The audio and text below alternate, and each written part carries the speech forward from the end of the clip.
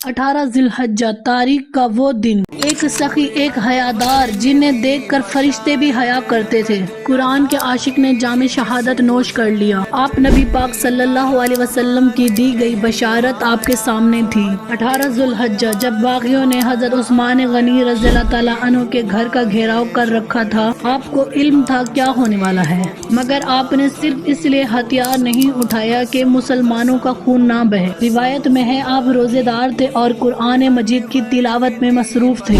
آپ نبی پاک صلی اللہ علیہ وسلم کی دی گئی بشارت آپ کے سامنے تھی کہ آپ کو شہادت ملے گی۔